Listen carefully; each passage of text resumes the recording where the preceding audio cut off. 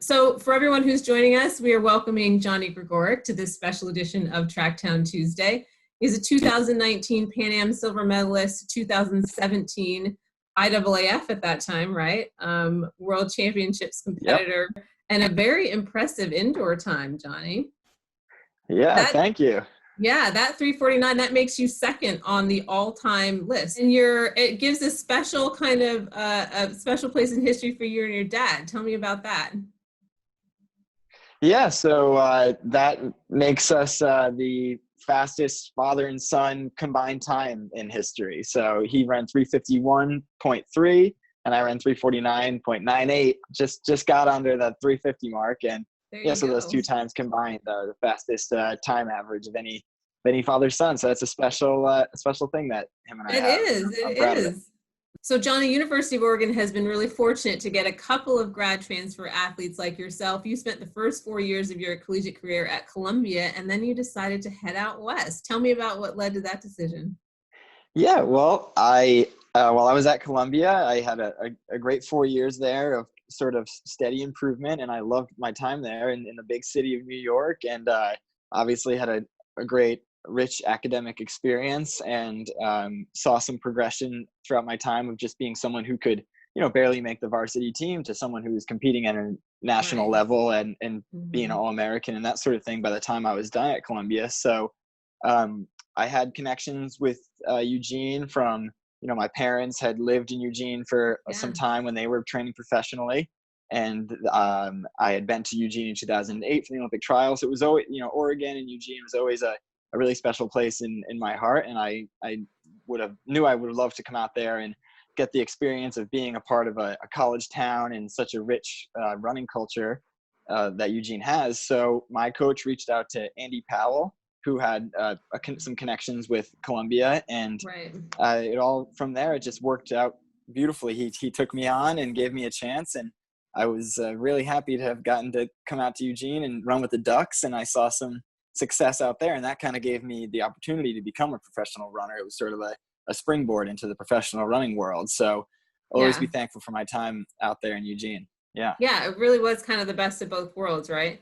And you mentioned your parents. So your dad was a notable steeplechaser, and I'm assuming that you got Johnny because John was already taken. Is that how that's exactly right? Yeah, that's exactly right. That was the nickname, and I think over time it seemed like something that might die out and might just be my childhood nickname. But I just kept introducing myself as Johnny, and I kind of like it. It's got a fun lightheartedness about it. So it does, yeah. Forever, yeah. Yeah, but both your parents. So your mom was an Olympic trials finalist, and your dad was an Olympian in 80 and 84, I think. And so you mentioned that University of Oregon really provided kind of this platform. You knew you could do it. You were competitive with the elite level racers. Did you think because your parents were professional runners, did you kind of grow up thinking that was the route you were going to take, or is it something that once you did improve at Columbia and then prove yourself on the national level, you considered a possibility?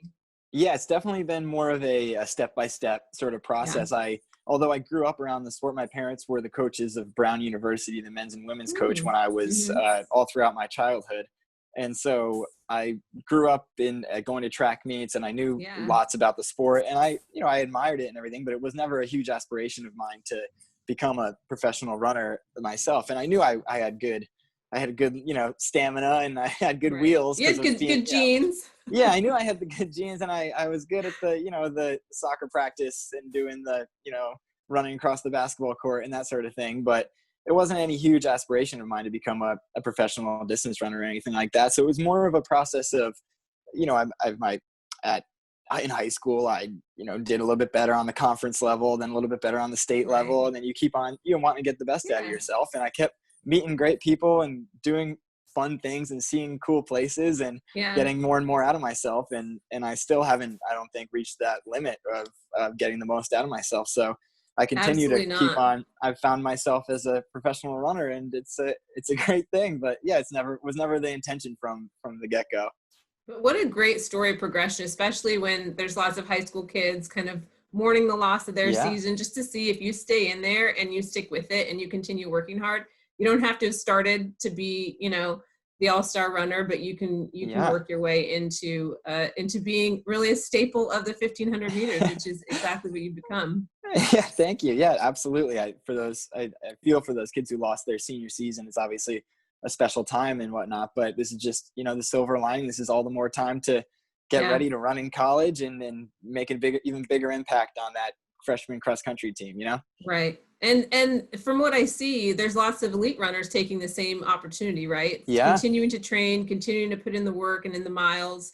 Absolutely. Just because, it actually isn't a whole lot different than a runner's lifestyle, right? I mean, yeah, that's the great thing about our sport, except for, being able to access some tracks and some gyms in some places. Yeah. It's pretty similar to the way that you live anyway. Yeah.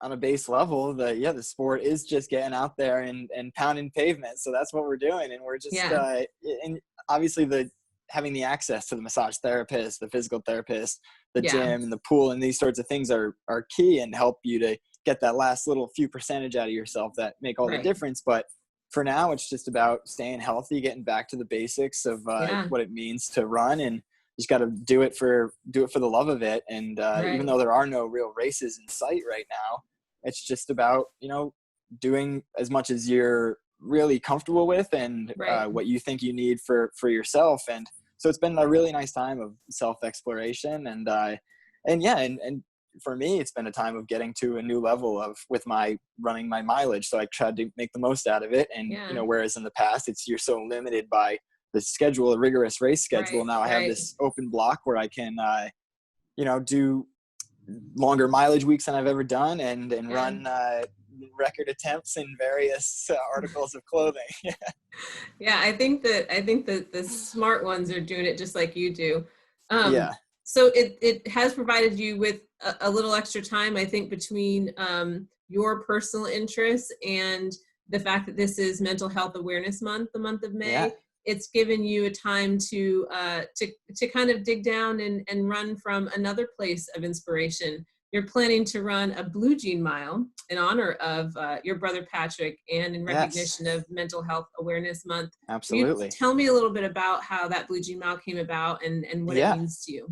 Yeah, absolutely. So let's see where to start. Well, I knew, so May is Mental Health Awareness Month, as many may know, and I've been wanting to do something special for the occasion to, raise awareness for mental illness. And I thought that, this Blue Jean Mile, which I had seen gaining some popularity and people have been doing it here and there, has kind of come about, and I wanted to sort of attach some meaning to this event that's been kind of, it's gimmicky, but it's also kind of a fun thing. And I thought it could be, kind of assigned some sort of meaning and some sort of cause. So that's what I did. I decided to, there's a lot of open time right now, and it's not something where I need any competitors. It's just me out on the track and just chasing a record, which is 4:11.8. So I'll be trying to break that record in 100% cotton blue jeans. And since it's Mental Health Awareness Month, I wanted to do it to sort of raise awareness, because obviously right now it's such a time of isolation and there's such a lack of access to various resources when it comes to getting care for those who are suffering from mental illness and their caretakers. So I wanted to do it for a good cause, which the National Alliance on Mental Illness is a great cause. And the reason I found out about them is because a few other family members of mine ran the New York Marathon to raise money for NAMI. That's what the acronym is for it. Okay. And they had also run in memory of my brother Patrick. So that's what I'll be doing as well, is running in memory of Patrick, or Patty, as we called him, lovingly. But he he passed away a little over a year ago, or late March of 2019, after his own struggles with depression and anxiety, and he's suffered from these various sicknesses, which is what they really are, and so he was claimed by a sickness, and we're trying to do our best to both help raise awareness and get rid of the stigma that surrounds mental health and that sort of thing, as well as celebrate Patrick's memory. He was a very, very fun-loving and beautiful guy who just had a great sense of humor and was just endlessly generous and kind and fun. And we thought that, or I thought, and Amy and my family all agreed that this would be a great way to kind of celebrate him. And he liked running, and he enjoyed it to the degree that he knew that his family enjoyed it, and they made us happy. And he ran, don't get me wrong, he ran on the high school team, and he was a very key social member of the team, but he never tried to do much beyond that. He just didn't. He too big hearted to be some sort of competitive monster or anything like that. So he was it just seemed like the great way to celebrate him was to do this sort of, it's running, but it's also fun, it's lighthearted, and it's a fun occasion, and we're raising awareness. So we think that Patty would be proud, and hopefully it's the first of many things we're able to do to both raise awareness for mental health and also celebrate Patty. Absolutely. And like you said, he was a social guy. I understand. And really enjoyed the running community. He didn't maybe pursue running for himself as seriously as you have, but love being at the meets, love being around people. And, Absolutely. And I think would be really heartened by the fact that so many people have been supportive of you and your family in this time, and are really excited, like we are, about the Blue Jean Mile and about helping to spread awareness of this really important cause, I think, especially for athletes. Absolutely. We're accustomed to pushing ourselves and demanding lots of ourselves, and that can bring with it some other challenges. Absolutely. Yeah. I think that runners can be as hard on themselves as anybody, and can be, susceptible to these sorts of ailments, and it's important to show yourself, that self-compassion and be kind to yourself. So that's, again, for running, the running community, it's just as much for them as it is for anybody else. Yeah, absolutely. And so in preparation, I imagine that there have been some special product testing that's had to go into deciding exactly which pair of jeans you're going to wear. I know the progression. You started out in a pair of denim shorts, and now where have you arrived? What is the pair? Yeah, so I'm wearing a pair of Levi 501s is the model. And they're, not too tight, not too loose. It's a nice medium. They don't restrict the stride too much, but they also don't have too much material going on. So I think we've struck a nice balance. So very nice. We've tried, we've been doing a lot of striding and trying out various methods to see what the most efficient way of wearing them is. And it seems that securing them with a belt is key to stop them from jostling around the hips too much. So we're going to secure it down with a belt, and we'll see about having a pacer. It's still unclear how that will work, but we might have a socially distanced spacer. We might have, or pacer. We might have a few people around the track giving splits and encouragement. But we're just going to get out there, and we're going to get out hard. And the plan is to just see what happens and have fun with it. Yeah. So you were saying earlier that you've thought a little bit about how to go about this, because you are chasing that record. So is there a race plan? Are there tactics involved? Well, when you're racing the clock, it's always important to get a little money in the bank, as they say. Well, I'll probably try to get out pretty hard under record pace, and I think that'll build some confidence if I'm really under the old record pace, which is the 4:11.8. So we'll get out at a good clip, and then hopefully I can see where I'm at about halfway, and if I'm feeling really good, maybe I'll try to pick it up and run some sort of special time under a storied barrier. But if not, then I might just need to hold on and make sure I secure the record. But so the record is the first and foremost obstacle to so we'll see. So you and I have a connection. You run for New Jersey, New York Track Club. It's coached by the great Frank Gagliano, and I went to Georgetown. And Gags actually recruited me, sat in my living room when I was 17 years old. And so does Gags have any part? What does he have to say about this undertaking?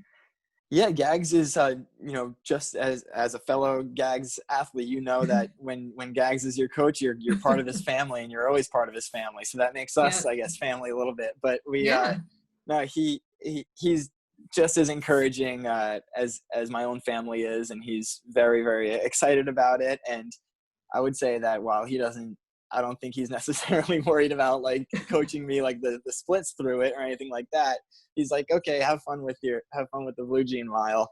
And I'm sure he hopes the best for me as well. I'm sure first and foremost, he hopes I don't hurt myself. So I'll try to make sure I take care of myself and throughout and warm up properly. But he's excited, and he's very close with my family. So he understands that it's a cause near and dear to our heart.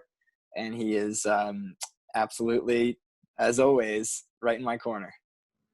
So it seems like it's been a great kind of training aid for you anyway, giving you something to push for. That's one of the things that athletes are saying right now, is that with there not being any solid meets out there for this season, this is giving you something to train for and train towards. Are you looking at all to what might come of the rest of the season, or are you taking it one Blue Dream Mile at a time? Yeah, well, I'm taking it just for now, worried about the Blue Jean Mile, but it's been great to have something, like you said, to look forward to train for, and even like to get nervous for. I think it sounds funny, but it's nice to have those. That's a healthy feeling. Exactly. The jitters and the way you have to prepare for it, and being mentally engaged and all that is really nice for staying sharp. And it's really unclear what's going to happen. If there are races, then I would fully intend on running them. If there are races in August, September, October, whenever it's safe to do, I'd be definitely the first one to get involved in, because it's what I love to do, and it's my passion, and it's my gift, and I'm going to do it as soon as I can. So absolutely, I'll get on that starting line as soon as it's safe.